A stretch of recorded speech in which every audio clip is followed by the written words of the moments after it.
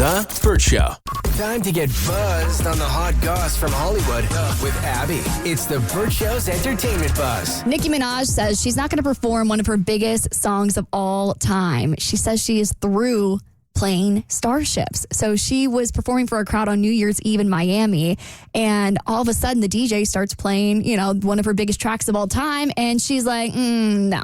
That was my ringtone for like 4 years in middle school, but it was so good. I know some songs you perform them so much, you get sick of them, blah, blah, blah. That's fine.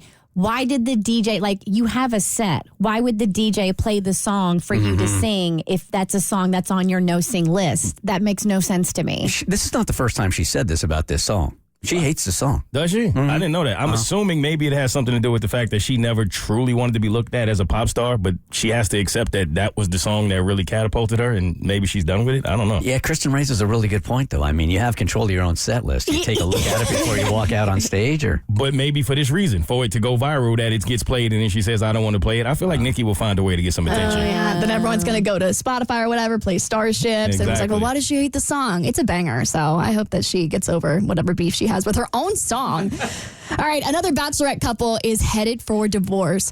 This broke my heart. This is one of the most successful couples in Bachelor Nation. I'm talking about former Bachelorette Rachel Lindsay and her husband, Brian Abasolo. And they've been married for about 4 years. They had this beautiful wedding in Mexico, and he filed for divorce yesterday, and he's citing New Year's Eve as their separation date. And the weirdest part about this whole thing is he's asking for spousal support, which I don't understand. I had to Google. I'm like, what does spousal support even mean? And the official definition is financial assistance determined by a divorce decree. It recognizes a partner's contribution to the marriage and helps the recipient achieve financial independence.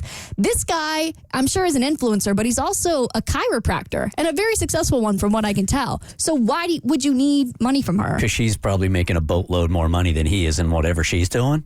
Yeah, but I don't think I think she does some correspondent work with Extra, but I don't think she does it anymore. She was an attorney, but she's not an attorney anymore. So I'm like, if anything, maybe she needs help from him. Isn't this the most sought after divorce month of the year? I think so, yes. Because families want to get through the holidays. Right.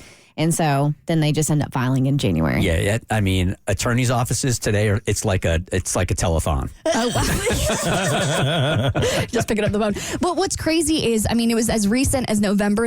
She was even interviewed about potentially having kids with him. So a lot of people are blindsided by this whole thing. She's even spoken about how every time there's a rumor about a Bachelor Nation breakup or divorce, that they're the first people to be mentioned. And she's like, I don't know why. And this is why, because apparently there was some truth to it. All right, Jennifer Lawrence is saying what everybody, or what I feel like everybody should feel about New Year's Eve. She says she hates it. I have always felt that way about New Year's Eve. And I had the perfect setup for a banging New Year's Eve last year. I had a wedding in Miami on New Year's Eve. I'm like, this is going to be the party of all parties. 2 people went to the hospital, and including the bride. It was one of the craziest nights. I think it takes you about a decade to realize that it really is adult prom. There's so much anticipation, and when you're 21, you're going out, you're getting hammered, you're getting all ready, and something really crappy happens for about a decade on that night before you realize she's 33 now. So she realizes now it's just so overblown. Too much pressure on the night. I for years, New Year's Eve, least favorite holiday, just because it never, ever lived up to the expectation.